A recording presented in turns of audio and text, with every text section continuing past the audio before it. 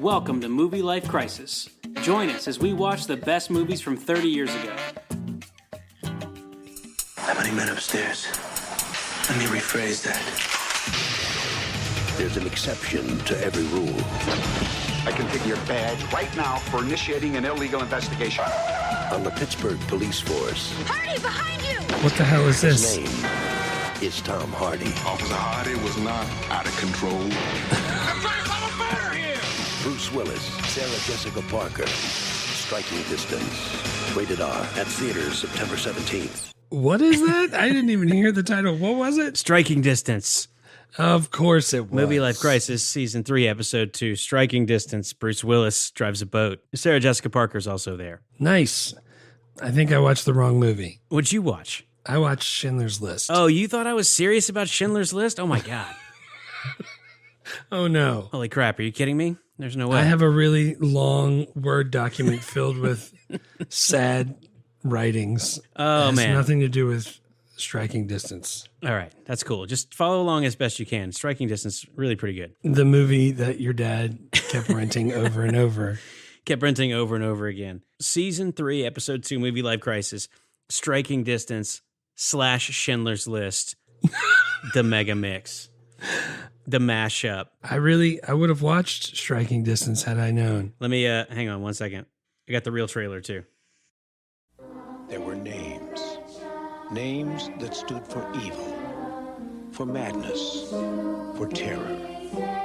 But there were also names that brought hope, that meant courage. Names like Oskar Schindler. Their lives meant nothing until their names meant everything to him. A film by Steven Spielberg, Schindler's List, rated R. Cool. Not near as happy as Striking Distance. It's a little bit different. Different tone. Here's what's going on. Schindler's List is a huge movie that made a bunch of money and won a lot of awards. A ton of money. And is really well remembered and thought of as one of the best movies ever made and one of the most important movies ever made. And we knew that we had to do it for the podcast. Yeah. However, it's a huge bummer. Man. So the plan that I came up with, because Jeff and I hate anti-Semitism, but we like Mr. Show. So I decided to take a page from maybe the finest sketch comedy show in history and mess with the format by surprising Jeff by reviewing 2 movies at one time and just springing it on him, because I think while we want to talk about Schindler's List, it was bumming me out thinking about talking about Schindler's List, which means it might not be that much fun to listen to. Yeah. Awesome. I don't know if you know this. My dad didn't rent Striking Distance over and over, so I know nothing about it. It's cool. The nice thing about Striking Distance is that not having seen it won't really impact your enjoyment. Nice. I'm very excited then. It's just like any other Bruce Willis cop movie where he drives a boat and Sarah Jessica Parker is his partner, who's secretly an internal affairs agent who's investigating him. Andre Brower's there, Timothy Busfield's there, Tom Sizemore's there. Nice. It's a lot of fun. It's not good at all. This sounds like a great movie. Yeah, Bruce Willis is starting to lose his hair, but it's still looking pretty strong. Is he brushing it straight back? He's brushing it like kind of back and over, and he wears a hat a lot of the time, and he's smoking cigarettes, and he's an alcoholic. Nice. But anyway, we knew we wanted to do Schindler's List, and we are going to do Schindler's List, but I was banging my head against a wall of, this movie's a huge bummer, and it's supposed to be, but it's also really important. But I don't think people click on our podcast to get bummed out. So how do we work around that? I hope not. Well, dude, let's just say right up top, right at the very beginning, and no matter where this conversation takes us, you and I both loathe anti-Semitism and any other kind of prejudice and honor the immense sacrifices of the Jews who both lived through and did not live through the Holocaust. And any jokes we make in this episode are not about that or directed towards those events or those people. Yes. And also, I don't know how I'm going to joke about it. Well, we're not going to joke about the Holocaust. Yeah. We're going to joke about other shit, like the time Bruce Willis drove that boat. Right. And also, real quickly, we shouldn't have to say this, but I feel like we're gonna anyway. The Holocaust was Hitler's Germany's attempted genocide of the Jewish people during World War II. They failed to eradicate the Jews from the world, but they succeeded in mass murdering over 6 million of them, using methods so heinous that if I described them to you, none of us would be able to sleep for a week. And it was real. It was absolutely real. We're not going to spend a lot of time on that other than to say that it was an atrocity on levels rarely equaled throughout human history, and anyone who claims otherwise is doing immeasurable harm to the world. Yeah, well said. Now, Bruce Willis drove the shit out of that boat. And I thought Tom Sizemore was the bad guy, but he wasn't. He really threw me for a loop because he always looks like the bad guy. Wait, but it so turned out he wasn't. Did you not remember that Tom Sizemore wasn't the bad guy, or? No. Despite my dad renting this movie every single weekend for like a month and a half, I didn't remember the twists and turns all that well. Nice. At any point, did Bruce Willis wear those really cool pants that Oscar Schindler kept wearing when he rode horses, where they're really thick at the thighs and they have like the extra leg room? Is that for riding horses? Is that what that's for riding horses? Yes, that's the fancy horse riding pants, and I think they even have like horse riding people have to tell us for sure, but I think they have like they're almost like coat hanger metal in there to keep them all puffy like that. I thought they were just like that's extra space to open your legs more. Like, I always thought, hey, you know what? Biggin should get him some horse riding pants since he can't close his legs ever. Dude, Wolf should get him some horse riding pants. That kid's got he's got legs like John Randall. Remember that guy, the defensive tackle for the Vikings? Yeah. With the face paint and always barking at people. Oh, man, that's awesome. Yeah, no, Bruce Willis mainly wore shorts because he got demoted from homicide detective to being a boat cop. And then he wore shorts, and then his old homicide detective frenemies would always make fun of him for wearing shorts. Oh, so like the other guys on the force that, like the two Puerto Rican guys on Bad Boys that just constantly made fun of him, but they would really help him in the end. Well, there was a serial killer, and they found a guy, and he confessed, and they put him away. But Bruce Willis was convinced that it was actually a police officer that was a serial killer, and so he kept saying this, and then all the police got mad at him. Of course they did. Yeah. And also his whole family, every character in this movie is a cousin of Bruce Willis's. The whole movie is just police officers who are all related. And wait, they're related in real life? No, in the movie. Oh, they're all cousins. They're all cousins and uncles and dads and brothers, and it's everyone. The whole Pittsburgh police force, including the boat police, are all related in this movie. Maybe not in real life. So, kind of like all of the people who survived Schindler's like mini concentration camp are now all still related, all 6,000 of them, the ones that lived through. Yeah, that's a nice transition. The 6,000 descendants of the 1,100 Schindler Juden that Oscar Schindler helped live through World War II. Yeah, that's pretty cool. Yeah. You save one, you save the whole world. That is what the Talmud says. Yeah. I think I've got the synopsis of Striking Distance. Why don't you go ahead and give us for Schindler's List? In German-occupied Poland during World War II, there was an industrialist named Oskar Schindler. He gradually becomes concerned for his Jewish workforce after witnessing the persecution of the Nazis. So he tries to save as many as he can. Yeah. Did you know that there's a thing called Simple Wikipedia? I did not, no. Yeah, so you can type anything that you would type into regular Wikipedia into Simple Wikipedia. Yeah. And it gives you like where the Schindler's List Wikipedia is like 9 pages long. Right. The Simple Wikipedia is 2 paragraphs.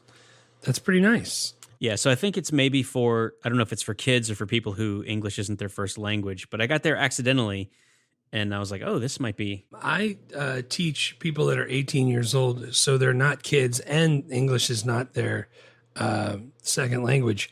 And that would be perfect for them because they just hate to read. So, unless it's on TikTok and then they want all the captions on all the time. Right. We should go through and put all of Wikipedia on a TikTok. I'll just stand there and dance and you read over the top of me dancing every Wikipedia page. Well, one of our 2023 podcast goals is to start recording short form videos again once I have a regular place to record from. And then maybe we'll upload some stuff to TikTok where your students who don't want to listen to us talk look at videos of us where there are captions. Right. Which to me seems like a way worse way to consume this particular program, but that's what they want. That's definitely what they want. They were like, when I pulled it up and I saw that it was 60 minutes, I was out. I was like, okay, what were you doing? Oh, I was flying to New York. I was like, you didn't have 60 minutes? No, I just couldn't focus for 60 minutes. I was like, oh man, come on. Yeah, that is how I felt watching Schindler's List. Really? I was like, oh man, this thing has got to be almost over. And I was like, oh no, 2 hours and 10 minutes to go. I was riveted the whole time because it's been a long time since I saw it. This is not one of those movies where you just like watch it a lot. Hey, No. Schindler's List is on. Let's watch that while we eat dinner. Rewatchability here very low. Very low. But I mean, I'm definitely probably going to see it again for sure because I have kids and I want to show them. But Oh man, it did make a ton of money though. That's why made we a ton did of it. money. $322 million gross on a $22 million budget. Yeah, that's a lot of money back then. like because Spielberg filmed it documentary style, using just like a bunch of extras and actual parts of Poland, and he filmed using handheld cameras. He didn't use Steadicam. He didn't use dollies. He didn't use crane shots. Right. The production budget was like nothing, Super low. Right. and then it made hundreds of millions of dollars. And dude, like freaking President Clinton and Oprah and everybody was like, "You gotta go see this movie." Like people were going like, "Everyone get to the theaters and see this." Yeah, dude, I remember as soon as it came out on VHS, we watched it at school on the double VHS.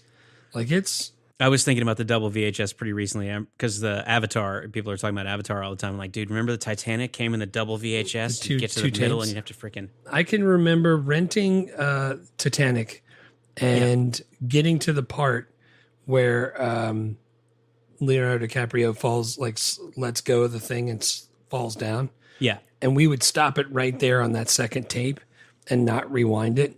So, and then we would put it in the thing. So the next person, they're like, oh, let's watch the second one. They stick it in and they see how it ends right then. Nice. That's I awesome. felt really bad about that.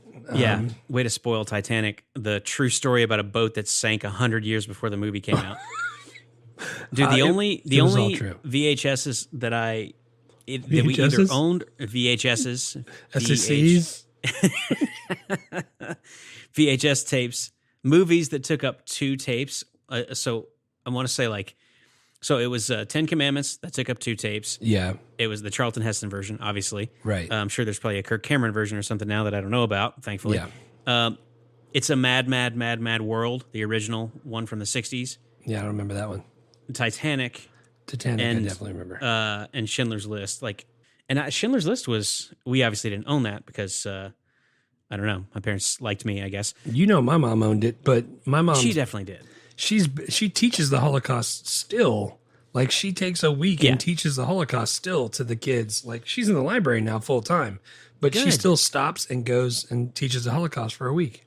Yeah, because she's a good teacher. Yeah. But yeah, there were literally only 4 or 5 movies in my childhood that took 2 VHS tapes. Right. And I remember all of them. I remember the ones that were like different. I remember all the Disney ones came in a little clamshell. Yeah, a little clamshell. I remember like Johnny Mnemonic was a bright orange tape. Stuff like that I remember. Striking Distance, by the way, $77 million gross on a $30 million budget. Didn't do quite as well. Yeah, still did pretty good Did though. pretty good. Made Yeah. some money. Yeah. Yeah. I don't think there was a lot of time or attention or thought that went into the making of that movie. I'm sure they were happy to make $47 Was there million. explosions and stuff like that? There was good Yeah, there stuff were some like that. explosions. Yeah, some boats Nice. exploded. Yeah. All right. Bruce Willis fought some people and shot some people. Cool. Sarah Jessica Parker was like in a bathing suit for a lot of it, and that people kept making inappropriate comments towards her. Of course they did. It was 1993. Yeah, Bruce Willis's name in Striking Distance, by the way, I swear to God, is Tom Hardy. What? Yeah, Did he have a British accent? no, and Tom Hardy was alive then. I just don't think he was a famous actor. But Yeah. anyway, it's whatever. I like when that happens. Yeah, awards. Striking Distance did not really bring in any awards, but Schindler's List did. So why don't you go ahead and take that part? Yeah, Academy Awards. It won Best Picture.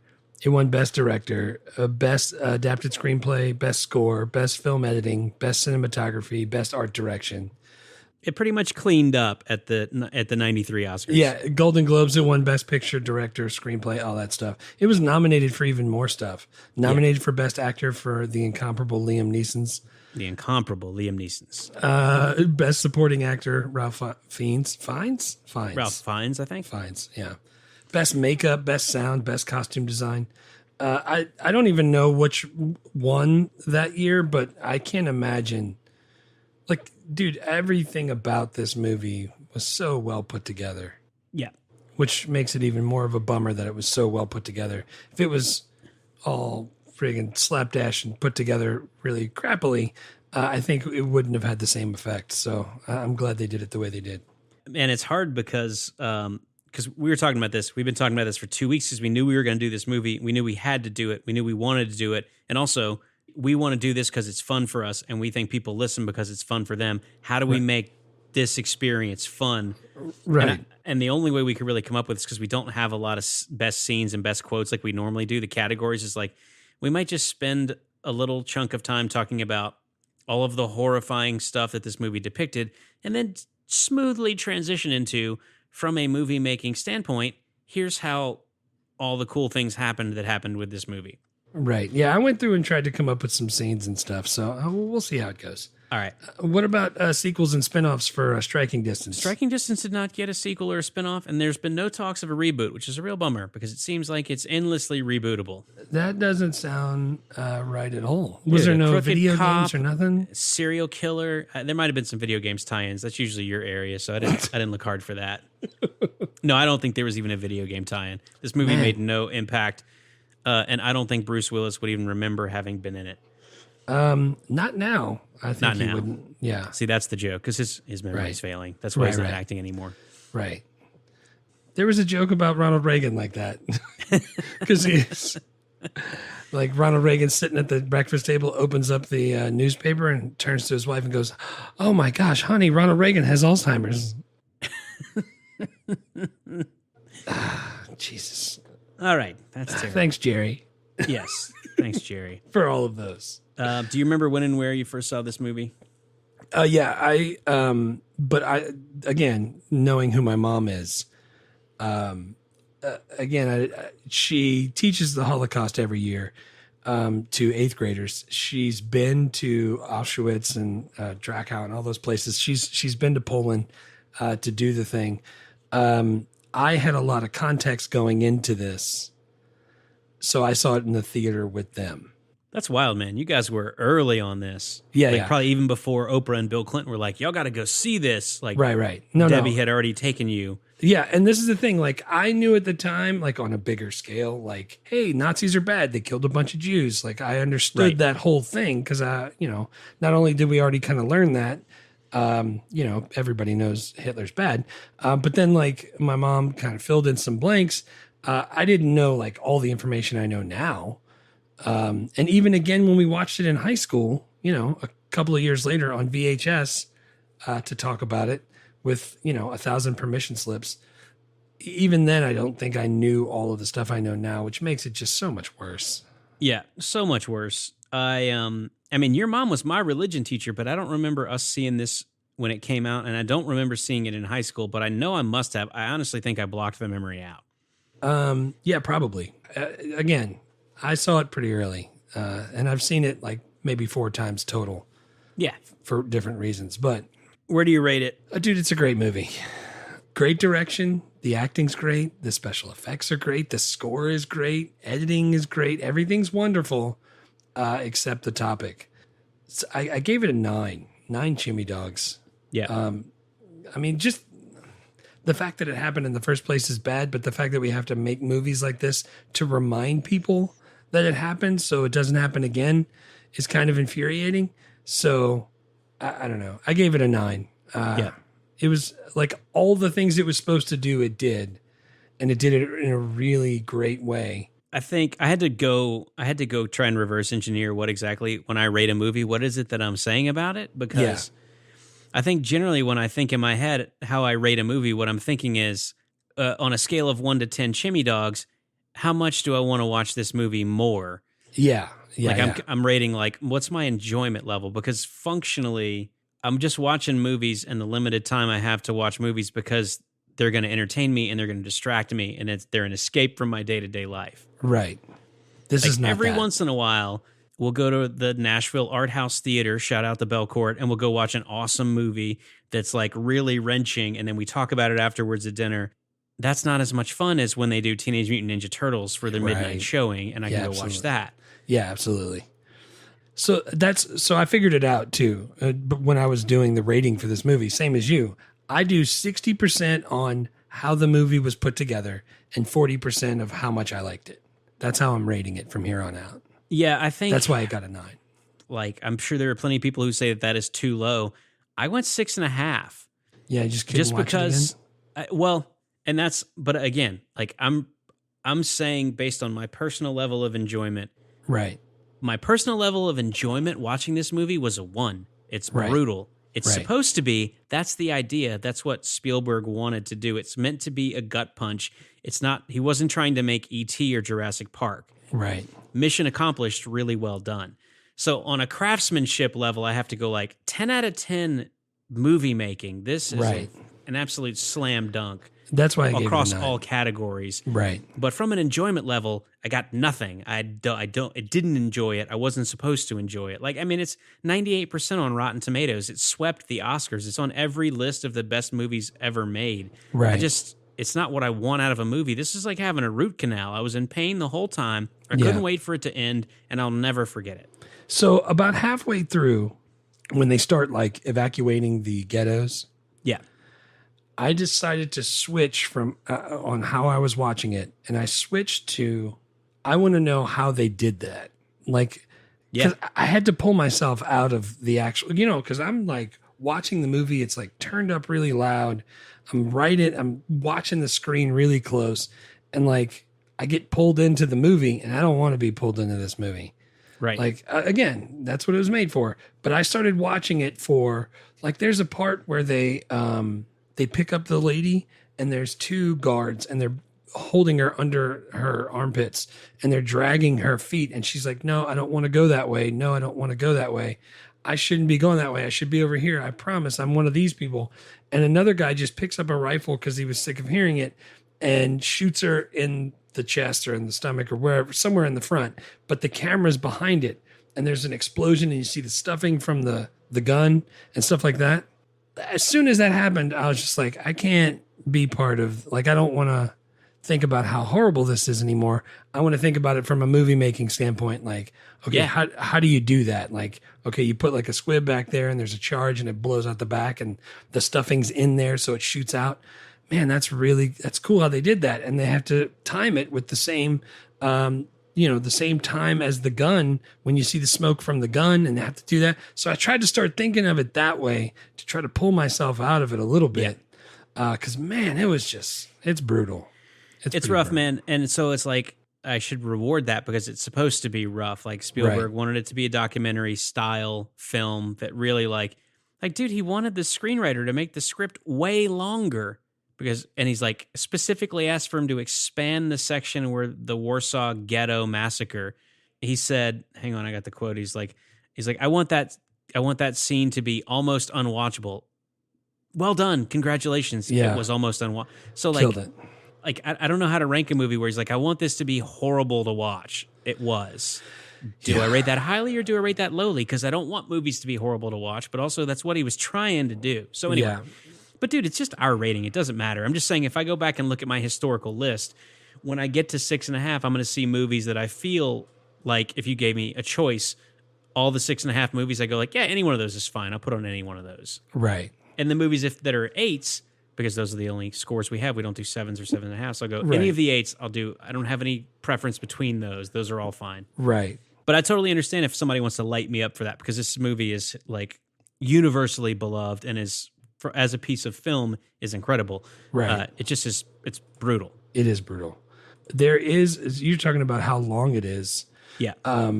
There is another movie, Shoah. How you say that? Shoah. Shoah. Yeah. So at one point I actually had a copy of that movie, and I was like, all right, I'm gonna try to watch this. It was on PBS. Yeah. And that's actually a documentary about. It the is an Holocaust. actual documentary, dude. It's 9 hours.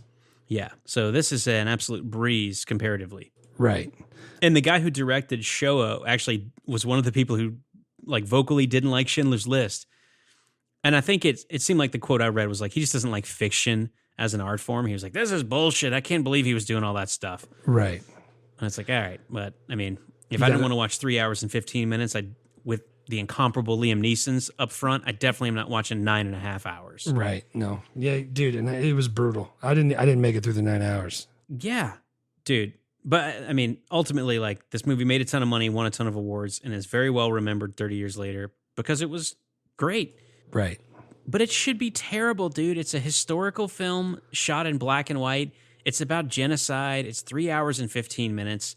All the elements are there for this to be a horrible movie. And it's stark and terrifying and horribly real. It's the acting is fantastic. The Yeah. screenplay that was adapted from that book, amazing. The editing is great, like the girl in the red coat and the lights on the candles, all of those things. Dude, it's just they killed it. I probably shouldn't say that, but they did a really good job. They did an excellent job. Excellent. Job. Although there was a lot of killing in the movie. God, so much killing. But I don't know. We talked about this when we watched Unforgiven, and it's like, oh, this movie's an anti-hero, and it really messes with the format of the Western. And I was like, well, if the idea was for me to be jarred and then to go, dude, that's weird. I wonder why they did that. Then they accomplished that, but also that means I didn't enjoy it as much. Yeah. So it's like, dude, are we shooting someone else? We get it. If you're tired of looking at them shooting people across 3 hours, imagine what 6 years of genocide was like for the people who lived through it. Can't even imagine. All right, best scenes. My first best scene is Bruce Willis and his dad. They're on the way to the policeman's ball. They get in a car chase with the serial killer who's driving the exact same car. Dude, both cars wreck like it's the Talladega 500. Bruce Willis's dad dies, and then Bruce Willis becomes an alcoholic and then gets demoted to being a boat cop. What kind of alcoholic is he? Is he like drinking straight out the bottle kind of alcoholic, or is he like... it's like the Mel Gibson Lethal Weapon alcoholic where he just has like a bottle of whiskey in his like trailer. He's not in Lethal Weapon. He's in Die Hard. No, but like Mel Gibson in Lethal Weapon. Got it. That type of alcoholic. Yeah. Although Mel Gibson lives in an Airstream trailer on the beach, Bruce Willis lives in a houseboat. So when he gets demoted to be a boat cop, he already is very familiar with boats. He's right there. But it's important for me to tell you that his dad is played by John Mahoney, who you probably better know as Frasier's dad in the sitcom. Oh, no, yeah, I like that guy. Me too. I like that guy. That was my first best scene. I just didn't know if he was a fancy drunk because no, he lived in a houseboat. He wore like wife beater. And he drank right out of the bottle, and he smoked cigarettes. Schindler had like the little flask.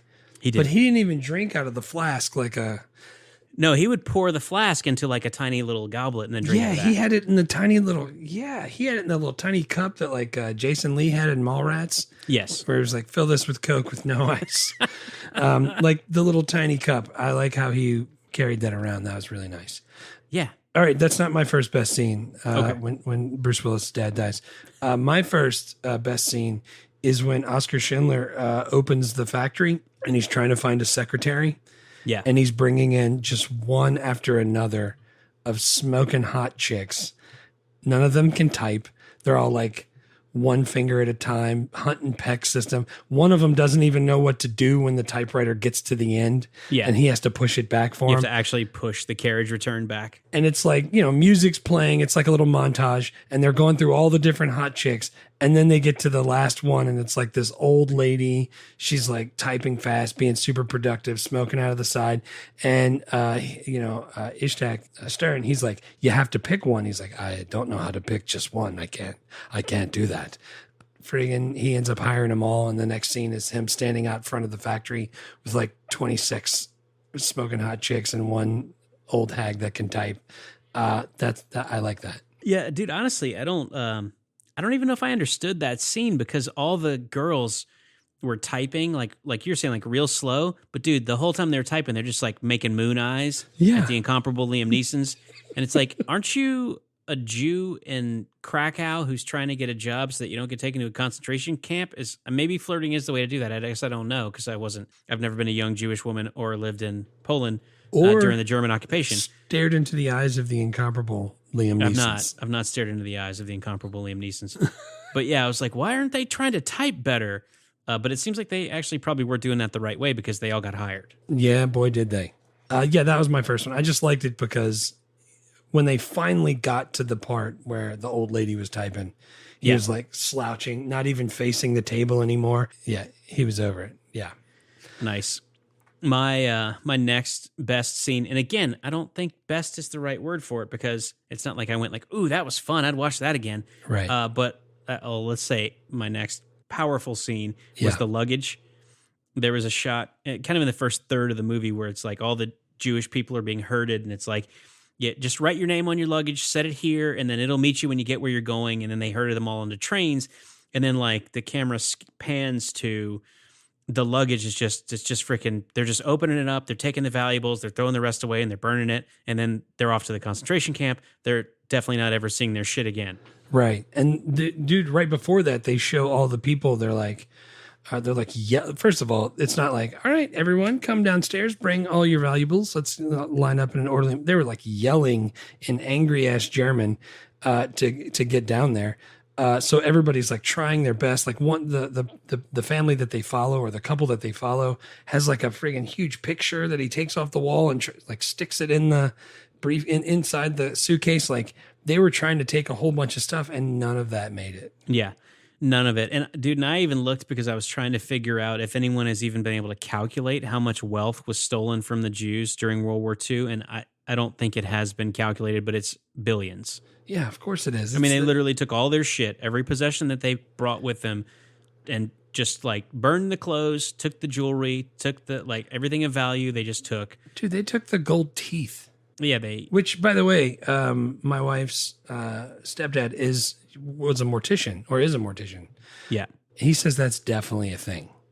Like some of the people he's been working with have gotten in trouble and can no longer do that because they were stealing gold teeth. It is super fucked up. But yeah, so the luggage scene I had is just, again, like you could do a college course on how much wealth was stolen from the Jews by the German army during World War II, and they did it in like a 3-minute scene. Like, right, the people are getting on the trains to the left, all the pile of bags to the right, and then you see they're just taking all their shit, everything. All of it, and they're piling up. Like there's like a pile of shoes, a pile of glasses. Yeah. And this is the thing. I don't know that they needed more than 3 minutes. No, they didn't. The way they did that was pretty powerful. It worked. Well, it's one of the reasons well. why I had it on the list. Is like that was a concise way of making a really important point. Super and concise. I would not use the word concise about most of this movie. Yeah, good call. My next scene, not best, but again powerful. Yeah, it's when they start to evacuate the ghettos. I think this is right after the part you're talking about. They go back and they have diamonds and all the loose gems that they have, and they're wrapping them up in bread so they can swallow them. So they'll have them with them, and then maybe they'll still have that when they get to wherever they're going, and that's what's going to be used to barter for food or housing or whatever it is. And they were hiding as much as they could, and they were being shot for no reason at all. It was brutal. Yeah, I think that was the Warsaw Ghetto Massacre section that Spielberg wanted to be almost unwatchable. That was really long and unwatchable. Yeah, like the little girl who didn't want to get separated from her mom, but she stayed in the little floorboard thing. Remember, like hiding under the under the floorboard, and then the mom comes down and sees the little kid who's got the whistle, but he ends up telling her to hide, and then the little girl comes down and he hides them all. Dude, that's just, and that kid was Jewish. He had the Star of David on his shirt. Yeah. And that's the same kid that later on they find he's trying to hide when he's in the concentration camp, and he can't find any place to hide. They're all taken. People are hiding in the ovens. They're hiding in the fireplaces. They're hiding under the beds, under the floorboards. And where does he end up hiding? He jumps into the latrine where he's like neck deep in dookie water. That's just, I don't know if we should even talk about his name, but I'm saying, like, did Kanye not see this? How do you watch that and still be like, no, I liked Hitler? What about all the good things he did? Dude, I'm confident that the people like Kanye and Kyrie Irving have never seen this movie. Like, they seem like they're making big statements from very little information. And then, like, the more engagement they get, even if it's everyone going like, how could you be so fucking stupid? They're going like, man, I'm blowing up. I'm trending again. Yeah. But like, it's not that, man. Like, Kanye's freaking mentally ill, and Kyrie is an absolute idiot who's, I think his third eye is located south of his taint, right where his beehole should be. Right. I'm more concerned about regular people who have regular jobs and like will go, because they might, if they live in freaking middle America, they might never meet a Jewish person. Right. And they're going like, I don't know, man. That Holocaust seems kind of crazy. 6 million's a lot. That's even more people than it's at the Super Bowl. I don't know if that's real. All right, dude, but that's just because you have a hard time imagining the number, that's not how we should decide what history is real and what isn't. Like, after watching it, that just brings it back to the forefront of my mind about how many people I've seen say like, I don't know, it's not that bad. I'm like, what? Maybe that's, I mean, again, that's why Spielberg made it. I think people have a hard, like, you know, like if your kid gets murdered, That's the worst thing that can happen. If someone else's kid gets murdered that you don't know, even if you hear about it, you're like, oh man, that sucks for them. Should we do tacos for dinner? Right. But if it's like, it's 10,000 people, it's like, shit, I don't even know 10,000 people. Like, it's just hard for humans to imagine really large numbers. It's like that Eddie Izzard bit where he talks about, and he's like, you kill a person in Texas, they hit you with a brick in the head, and you're dead, and that's what happens to you. You kill 10 people, they put you in a room that's padded, and they look at you through a window for the rest of your life. You kill more than 10 people, they're almost like, well done. Yeah. He's like, Pol Pot, 1.6 million Cambodians died under house arrest. Well done there. That's what I'm saying. Like Pol Pot, freaking Genghis Khan, Hitler. Like, you're killing millions of people. Everyone's like, shit, I don't even know. I mean, what's the appropriate punishment? I don't even know what to do about that. Right. I don't like, dude, the freaking Ralph Fiennes character in real life and also in the movie dies by hanging. Right. And I was like, I'm glad that he died, but also that didn't seem like enough of a punishment. Right. You know what I'm saying? Like, it kind of is. It's the worst punishment you can give him, because I didn't want to watch him be tortured, but it's like, that seems like there should be more than that. You don't want to do what they did, but I feel like living in a dark hole with one meal a day and no light or ever seeing another person for the rest of his life is the answer. Right, but then now you're torturing, and it's like, all right, are we really going to punish torture with more torture? That seems like that could be problematic. That's some Old Testament shit there. Yeah, I know. I just don't know. What do you do? I mean, I think what you do is you talk about stuff like this and you make movies like this so that you can make sure that if you understand the history, maybe you care that people don't repeat it. Right. And like, if some freaking U.S. congressperson starts saying Nazi shit, everyone gathers together and goes, no, I'm sorry, that's unacceptable. Go away and never come back. I hope we can do that. Because unfortunately, there's good people on both sides. God bless it. Well, you've never seen The Office, so that's a waste of time. Dude, I have people at work that are so mad about that. Freaking BJ Novak, who plays Ryan on The Office, he's always a terrible person, and it like leans into it, which is great. There's a party on one of the later seasons, and he like makes a toast. He's like, I'd like to make a toast to the troops, all the troops, both sides.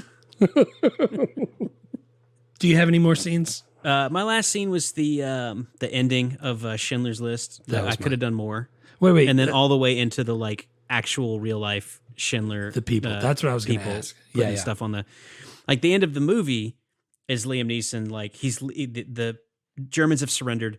He's leaving the factory. He's like, now you guys are. He gathers all the workers together. He's like, you guys are now free, and I am now a war profiteer. I'm a criminal, and I'm going to have to flee the Soviet army because I am now broke and a war criminal. And he's leaving, and dude, they give him a freaking letter signed by they go, we wrote a letter that says what you did for us. You saved 1,100 people. Every worker signed it. If you do get captured, maybe this will be helpful. And dude, Liam Neeson has a freaking breakdown. He's just going like, I could have done more. Yeah. That shit was that was pretty powerful too. Cause like, that was powerful, man. He's like, he's like looking at his car. He's like, that car, why didn't I sell that car? I could have gotten 10 people for that car. Yeah. He's like, he looks at his like Nazi pen. He's like, this is solid gold. I could have gotten 2 people out for this. Why didn't I sell this? Right.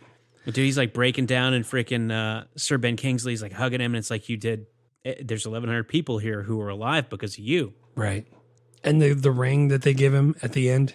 Yeah, they took an old guy's gold Mr. filling. Jareth. They said his name like 1,000 times. That's the only reason I remember it. Dude, I couldn't remember it at all. But they literally melted it down. They made a gold ring, and they engraved the gold ring with the line from the Talmud that says, if you save one person, you saved them all. That dude was Mr. Jareth. They just let him start drinking, and they were like, thanks, Mr. Jareth. Yeah, thanks, Mr. Jareth. And they go, thank you, Mr. Jareth. And I was like, why are they thanking him? I can't remember.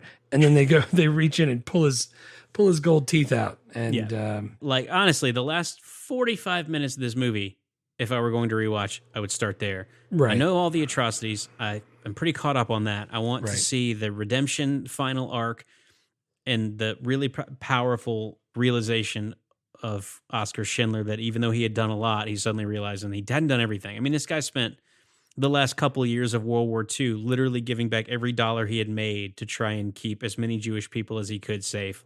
Right. But he got to the end and he's like, I should have done more. I could have done more. Why didn't I sell everything? Why did I waste so much money? He wasted a lot. He did. He had a lot of good parties, though. Yes, he had sex with a lot of people. Yeah, he did. And his wife was none too happy about that.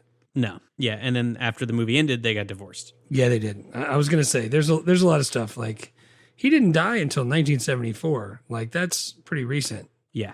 Pretty recent for people as old as us. Right. That's what I'm saying. Freaking 50 years ago. Right. No, I'm saying, like, it was in black and white, so it makes it feel like it's a forever ago, but it's really not that. Our grandparents, and in some cases even our parents of our generation, were alive when this happened. Like Wendy's parents were alive when this happened. That's freaking crazy, dude.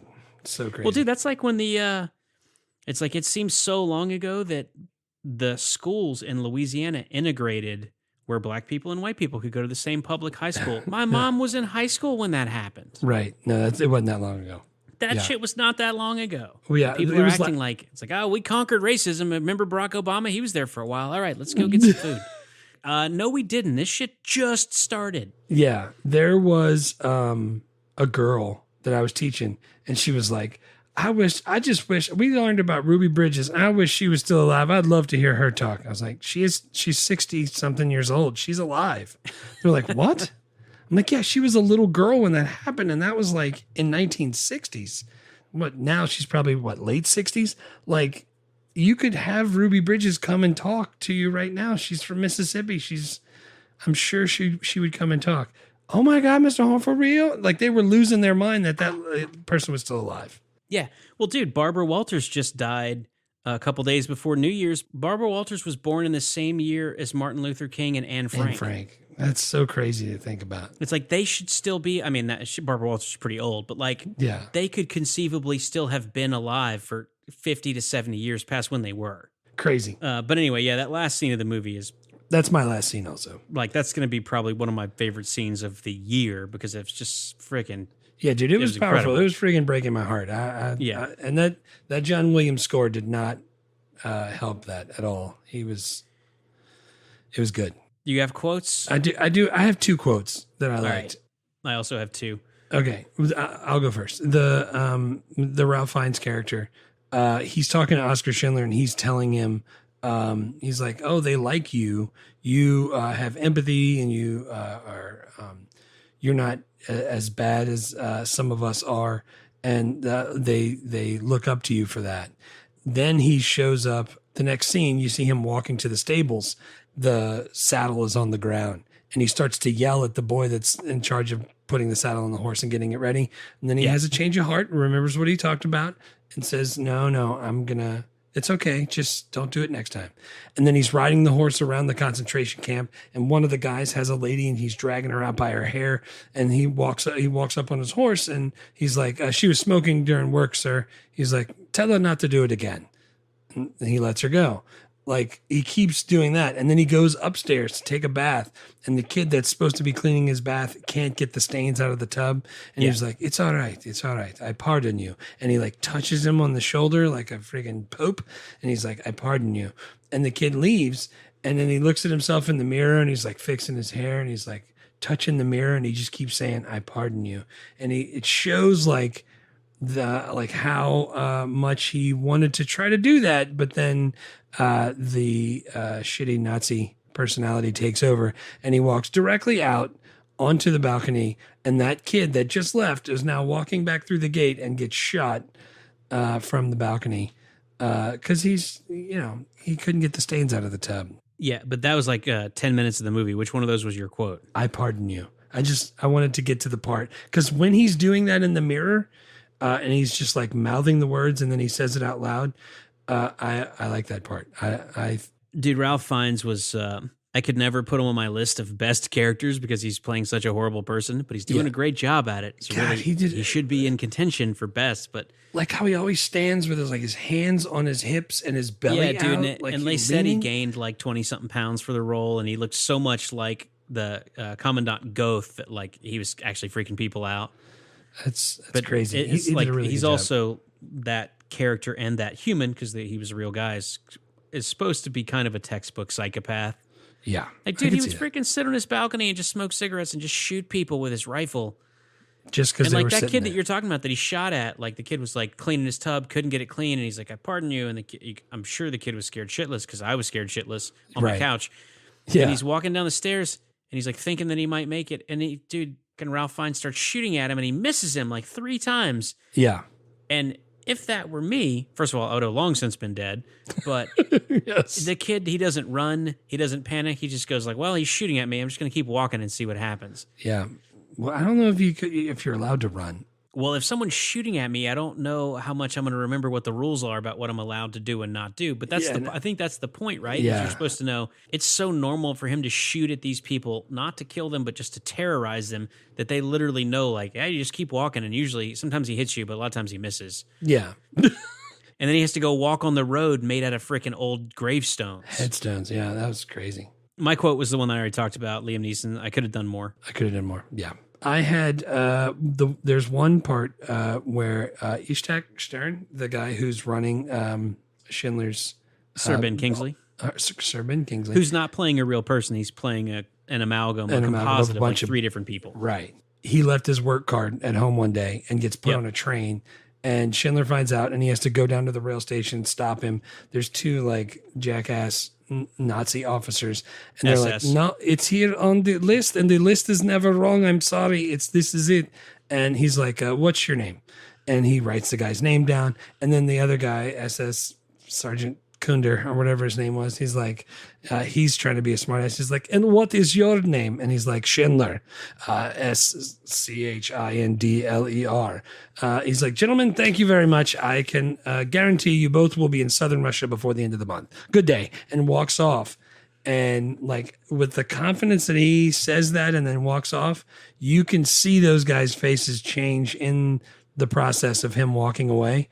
And I like that part when he tells them they're going to be in southern Russia. It's wild to me that this guy who's basically running this factory, which is making stuff for the German army, but happens to be Jewish, like he forgets his like special magic papers at home. And they're like, "Oh, we're going to put you on a cattle car and ship you to Auschwitz Yeah. because you forgot your thing." You can't forget the thing, dude. Number one, that's wild to me. That's absolutely crazy. And number 2 is that there are people in the last couple of years who have said that if you have to show proof of vaccine to get on an aircraft, that it's the same thing. Right.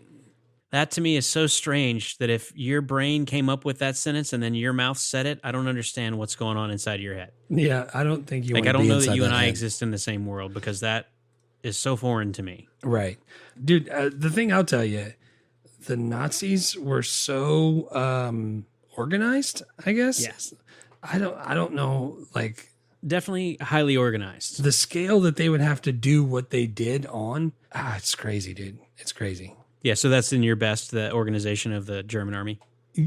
Yes, there were good people on both sides, and All the troops, both sides. all the troops. That's That's definitely crazy. not the Like, case. so let me ask you this: Hitler is bad. We're not saying he's not. Is he to blame for all of this? Do the people that are following orders, is following orders a thing? Because I don't think it's a thing. You tell me to kill a bunch of innocent people, I think that's where I stop following orders. I think the question you're asking is the question that the Nuremberg trials asked, which ultimately was the German soldiers on trial. Just their whole defense was, I was doing what I was told to do. I was following orders. And these were trials against crimes against peace, war crimes, crimes against humanity. And their defense was, I was just following orders. And the Nuremberg trial, the end of it was like, if you're given an illegal and immoral order and you follow it, you are at fault. And I think, again, I'm not a lawyer. I'm not a historian. I don't know shit about shit. I have a stupid podcast. Right. But I think it's been pretty well established that if someone gives you an illegal order, you can't follow it and then say, well, I was just following orders. Right. So that's why Sergeant First Class Brian Berkey Bell went down with Jack Nicholson, because he was following orders. Lance Corporal Harold W. Dawson. Put some respect on his name. Yeah, dude. They were supposed to be looking out for the little guy. Right. Yeah, I'm with you. Conduct unbecoming a United States Marine. Right. My second quote was not one that was said in the movie. It was one that was said from John Williams to Steven Spielberg during the composition of the music, because John Williams knew what the movie was going to be and he had seen it, and he said to Steven Spielberg, you need a better composer than I am for this film, And Spielberg said, "I know I do, but they're all dead." Oof. That's awesome. That's a famous quote between Williams and pretty Spielberg, awesome. and it was for this movie, That's pretty awesome. which is a freaking. I That's just pretty- love that. I love that quote. That's a pretty big compliment from. Yeah, he's like, dude, I would get Spielberg. Mozart if I could, but he's dead, so I'm getting John Williams. That's pretty good too. The next best thing. Good quote. That was a good call, dude. Characters, I got the incomparable Liam Neeson's is my number one. I literally wrote down incomparable Liam Neeson's. I had to Liam watch. Neeson's is my shit. Dude, he was so good. He wasn't known really at this point. Spielberg wanted to cast someone who was pretty unknown. Warren Beatty was up for this part, and Spielberg's like, "No, I don't want a movie star. I don't want anyone. I Right. don't want anyone that you see through the part to the actor. I want someone that I don't see through." Now, unfortunately, I saw Liam Neeson's the whole time. Now I see Liam Neeson's, but when the movie Yeah. came out, it's just like no one really knew who that guy was. Yeah. But he's really good, man. And I like that, obviously, like the movie is called Schindler's List. It's about Oscar Schindler, but really it's about World War II, and it's about the Jews that lived through it in Krakow. Right. But like, I liked that he had a character arc. He started out as like, just flat out, "Hey man, I just want to make money. If the Jews want to loan me some money to buy this factory, because they're not going to be allowed to keep their money anyway, I'll give them some pots and pans, and then I'm going to let Sir Ben Kingsley run shit, and I'm just going to kind of wine and dine and bribe people, and then I'll just watch the money roll in." And that's exactly what happened. That's exactly what happened. And he went through the first half of the movie where if someone got shot, if one of his workers got shot, he would be like, "Do you know how much money that's going to cost me to replace that guy?" Right. And as the movie went along and he got to know these people, it actually started to like affect him on a human level, like you would hope it would the first time someone got shot, but really Right. it took several years. Yeah, it did. And then he finally went like he literally had his freaking chest full of money all packed up, and he was getting ready to leave, and he just had a change of heart. And he was like, "No." Right. And he went and opened another factory, and he like took people that were going to go to Auschwitz, and he was like, "Just let me build another smaller concentration camp. I'm going to make munitions. I'm going to make tank shells and whatever." And he just brought them all there. And dude, and that factory didn't make a single shell. Yeah. Like he spent the last year of the war just literally going like, "I don't want to make anything that the German army can use." Like he told Sir Ben Kingsley in the movies, like, "I'd be very upset if any shell comes out of this factory that is usable." He was going through and like messing with the machines so they weren't coming out. Yeah, because Ben Kingsley was telling him, he's like, "Yeah, we failed some quality control checks." He's like, "I think people are not happy. They're not paying." And then he was like, find me someplace that sells shells. Yeah. Well, no, and Schindler's like, he's like, yeah, it'll happen. He's like, "What are you going to do?" He's like, "Well, they're not going to pay us." He's like, "Well, who cares?" He's like, "Just," and then Kingsley's like, "Well, the rumor is that you're going through the factory miscalibrating the machines." And he's like, "I'd be very upset if any shell comes out of this factory that can be fired." Yeah. He's like, "Find someone that we can buy them from, Right. and then we'll just resell them." And So, like, like, then he starts lying too. Like when the kids get separated, Yeah. and the kids were going to get sent off. He's like, "No," and he grabs the little girl's hand and he's holding it up. He's like, "Look at these fingers. How else am I supposed to polish the inside of a 9mm shell or whatever size it was, Yeah, 45 millimeter. 45mm?" He's like, "We need these tiny fingers. That's what they're there for." And they're like, "All right, fine, take them, bake them away, toys. Make them away, toys. Do what the kid said. Let them go." Speaking of which, the guy who was running Auschwitz, did you see who that was? No. That was one Mr. Well, you know what? Before I say that, let me make sure. Because I thought it was Antonio Banderas. I feel sure that it was not, but please tell me. It looked just like him, dude. It looked just like him. It was not him. I was going to say. Dude, I'm going to find that scene and send it, just that scene, to you so you can see it. All right. I'm serious. I don't. Well, Spielberg talked about casting a lot of German and Eastern European and Polish actors so that they looked the part. So it would have been a little bit of a curveball to put Antonio Banderas as one of the Germans. Well, the whole time I was like, that's got to be him. That looks just like him. Yeah. But no, I loved Liam Neeson's character arc, and I really felt like the last third of this movie I thought was actually, I mean, the whole thing's excellent, but the last third I was excited at what was happening and I liked watching. And you can see as he starts to slowly become someone who cares about his workers and cares about the Jewish people and realizes how terrible the Germans are. You can see how much effort he's putting into. He's basically a double agent. Like he's going and whining and dining with the SS people and like bribing him, and he's going like, just tell me what it costs so that I can buy my factory workers. And then freaking Ralph Fiennes is like, why do you care? He's like, because it's expensive to train workers. He's like, why do you care? Just let me buy them from you. Just tell me how much you want. Yeah. One of the, I think, valid criticisms of this movie is that the hero of it is a German who actually has a change of heart, and that's not who the hero should be. The hero should be the Jewish people who lived through this. Right. But I don't know how to solve that. You need some character you can center a story around. This is a very logical person to do it because he really did spend, the last couple of years trying to save over 1,000 Jewish people. Absolutely. Who's your next character? Sir Ben Kingsley as Ishtak Stern. Yeah, same. Dude, he was that was a really well written part, and it was even better acted. That guy, he did a great job. Dude, he did. I feel like that wasn't a hard part for Ben Kingsley because he just was playing the like kind of mousy little accountant who didn't really emote much. I think that's like, I don't think that was a hard acting job for someone of his caliber. But it is. But yeah, man, he was really good, and I liked that character. I liked seeing Ben Kingsley with hair. Yeah. Even though we saw him in sneakers last year and he didn't have hair, so I feel like maybe this was a wig. It could have been. No more secrets, Marty. I like how he didn't drink the whole time. Every time the incomparable Liam Neeson's offered him a drink, he said no. And then at the end, he's like, I think I better have that drink now. Well, so that was when they were going to close down Krakow and send everyone to Auschwitz. Right. And Liam Neeson's is like, after the war, me and you will have that drink. And like Sir Ben Kingsley's like starting to get a little emotional. He's like, I think I better have it now. Right. And I think that was one of the things that spurred Schindler to go, I'm going to open up a new factory and I'm going to move these workers over. And then I'm going to create the actual Schindler's List where I, write down 850 names and I take those people to my new munitions factory. Yeah. And when they're coming up with the names, when they're trying to they're trying to figure out who they're going to take. And Ben Kingsley's trying to help him. And sometimes they can't even think of the names. They're just like, and they try to come up with the first name. Dude, it was well acted. This whole movie has really great acting in it. Yeah, dude, it's really well acted. One of the things I was going to say about Liam Neeson's character, Oscar Schindler, is that and I had this where we talk about the writers, but they had like 3 different people write scripts for this movie. And the guy who wrote the script that ended up being the shooting script, Steve Zalen, I'm not sure how to say his name. Yeah. But he originally wrote a 115-page script, and Spielberg asked him to expand it to 195 pages, which is an incredibly long script. Yeah. Usually one script page is about 1 minute of movie.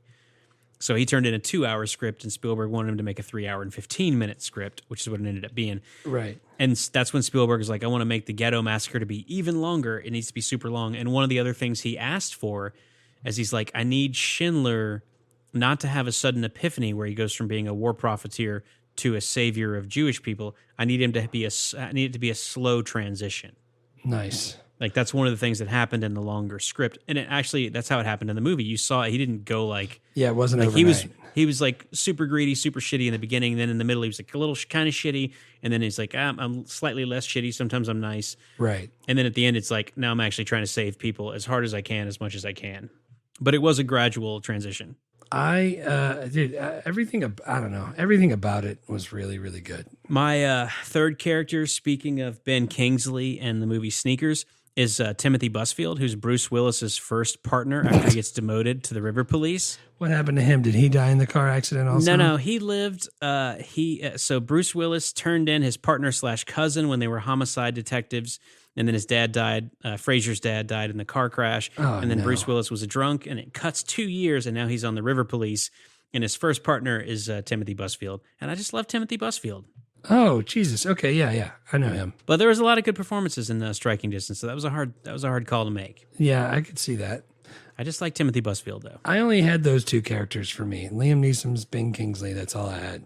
Yeah, you didn't have Timothy Busfield. I didn't have him. But all right, let's talk about the writer, the director, all that stuff. And honestly, man, we may kind of wrap it up after that because I don't have any. I don't have or old tech or any of that. Yeah, I was gonna say I don't have. And I'm damn sure not gonna try to recast the 126 speaking roles of this movie. Right. Hair director Steven Spielberg. Yeah, he's done a few movies. He's done a couple. He's done all right. Jaws, Close Encounters, Raiders of the Lost Ark, E.T., Jurassic Park, which comes out Jurassic this year. Park. Yeah, Hook, Indiana Jones, Hook. Amistad, Saving Ryan's Privates. Dude, speaking of Hook, he was so bummed out during the filming of this movie that Robin Williams called him to cheer him up. That's awesome. Yeah. He did a lot of movies. He's Dude, it's Steven Spielberg. He's the most famous movie director of our lifetime. Yeah, everyone knows who Steven Spielberg is. He's done a pretty good job for himself. The story about this movie is actually pretty wild because the one of the producers is this guy Poldek Pfefferberg, who actually was one of the Schindler Juden who survived, World War II, working in Oskar Schindler's factory, and That's pretty much crazy. right as soon as the World War II is over, he wants to produce this story. Like, so it made it his life's mission. Like, he tried to produce a biopic of Schindler in 1963. In 1982, the guy Thomas Keneally published the novel Schindler's Ark, which he wrote after meeting with Pfefferberg.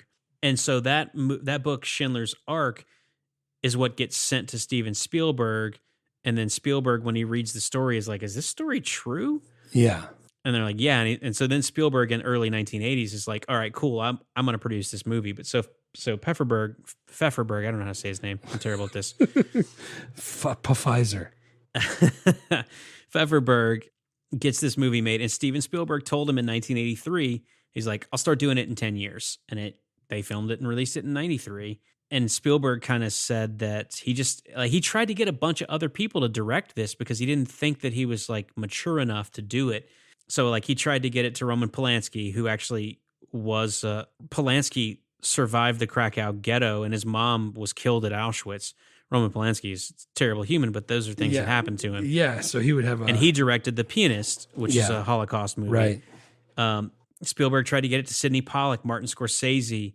He tried to get it to Billy Wilder. He tried to get it to Brian De Palma. And then the reason that Spielberg gave for finally doing the movie was that he started to see in the early 90s that there was a rise of Holocaust deniers and neo-Nazis after the fall of the Berlin Wall. Freaking people. Which is one of the reasons why there's no way we could not do this movie on our dumb little podcast. Right. Despite it not being the most entertaining episode we're going to put out, I feel sure this will be our lowest listened to episode probably of this entire year. Yeah, and I don't blame him.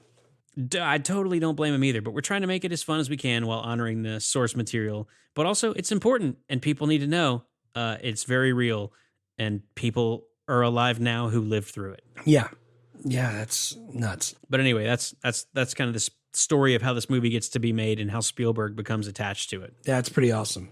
Did you see some of the stuff that the guy who wrote the screenplay? You've seen some of the other movies he's done? Yep. Searching for Bobby Fischer. You love that movie. We talked about doing it this year. I don't think we're going to have time for it. But dude, Moneyball, I freaking love. He wrote Moneyball with Aaron Sorkin. Moneyball is one of my favorites. The Interpreter. I love that movie. Gangs of New York. That was a good one. Yep. Yeah, he's written some good stuff. Absolutely. I got nothing else. Since it wasn't Antonio Banderas, I have no... Antonio Banderas.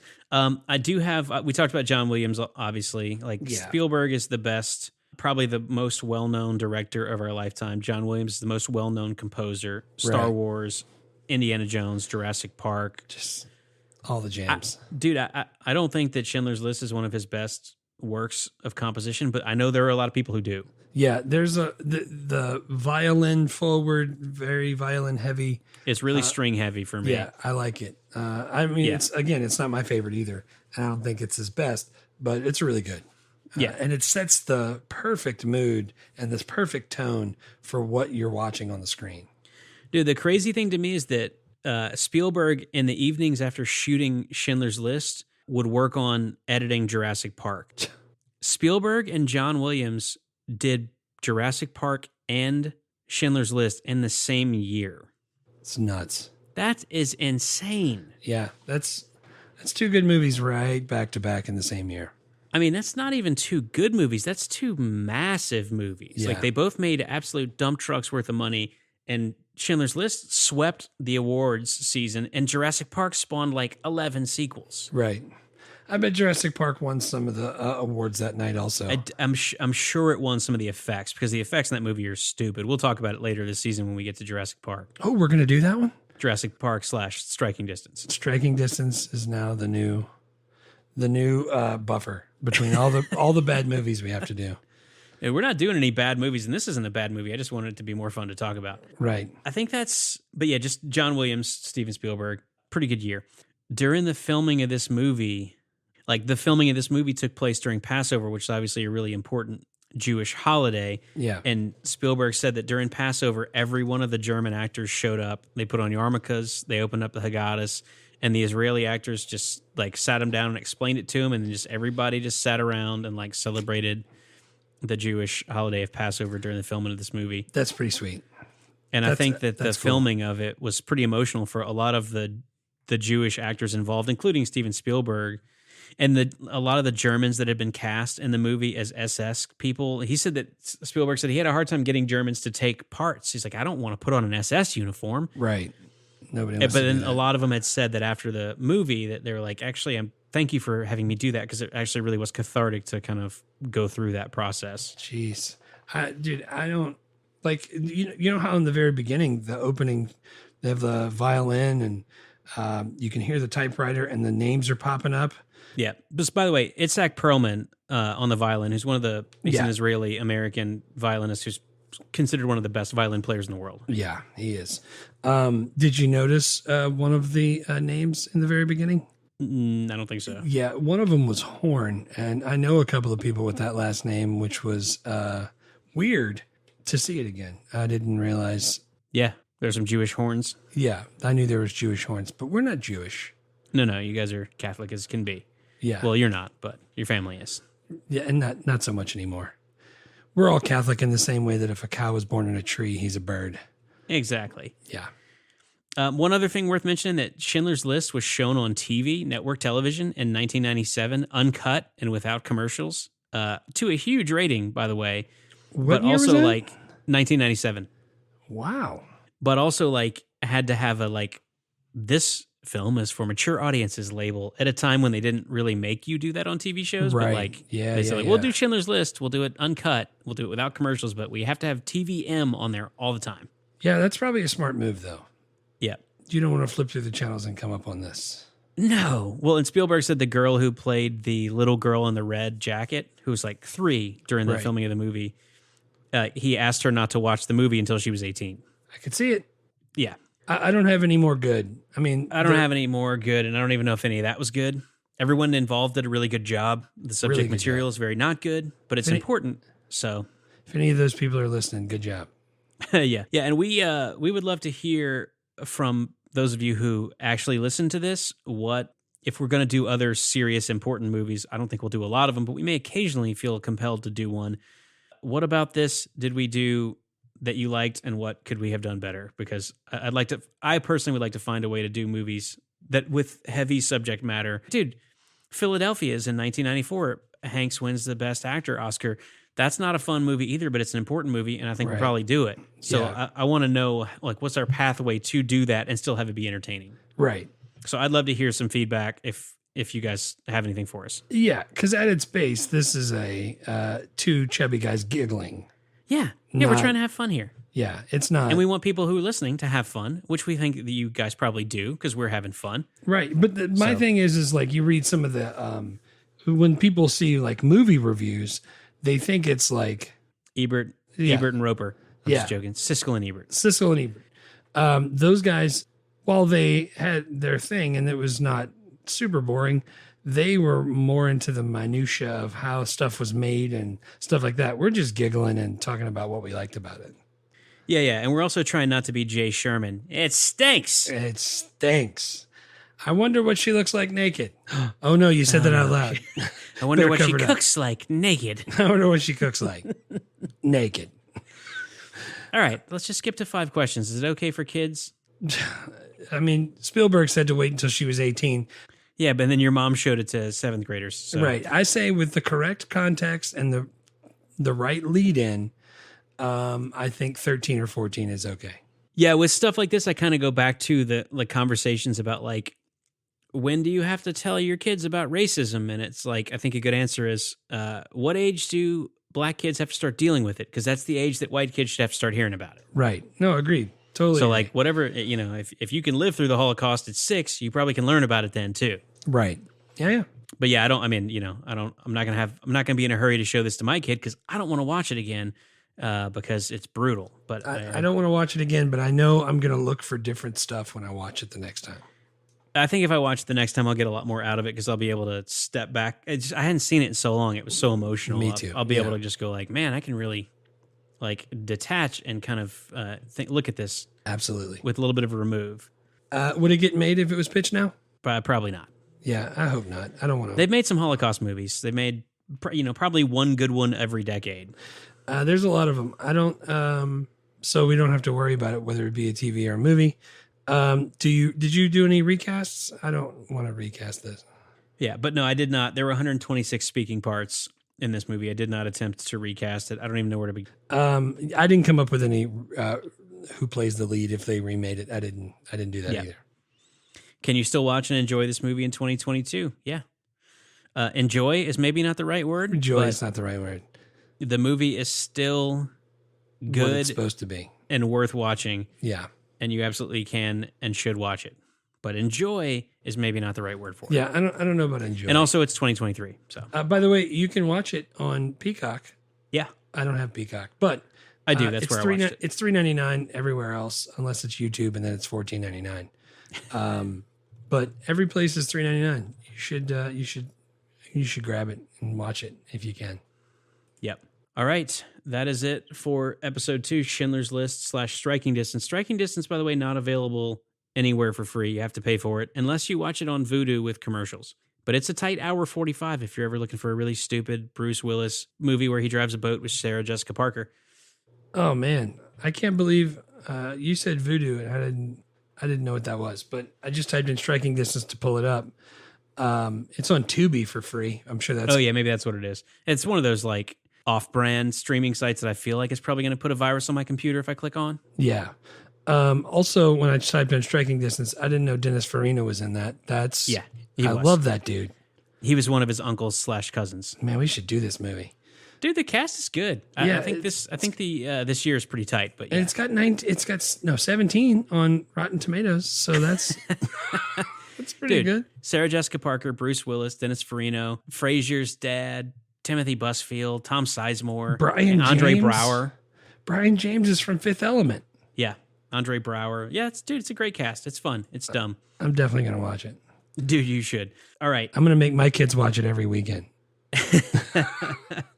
If you made it through this episode, please tell us what about this we did well and what about this we should do better of next time. Yeah. Next episode, one of my all-time favorite movies, Groundhog Day. Nice. Fantastic. Side of your eye. Don't drive angry. Side of your eye. Scheduled to come out February 6th, so shortly after Groundhog Day. Yeah, right after Groundhog Day. That's awesome. Don't know how I'm going to get it down to 3 quotes for this one, I got to tell you. I don't know how I'm going to do the 3 scenes or 3 quotes. The scenes should be easy because he's just doing the same thing over and over again. But the quotes, there's more than 3 quotes from that movie that I use all the time. They're different. Which scene from the diner do you want? He was a really nice guy. We all really liked him. A lot. No thanks. I've seen Larry eat. Oh, what a great... Oh, it's fantastic. I can't wait to watch that one. Don't drive angry. Cool. Yeah. Friggin' Vaya con Dios, hair director. Hair director. You said that like Antonio Banderas. Thanks for listening to Movie Life Crisis. Please subscribe, rate, and review. And remember, don't drive angry.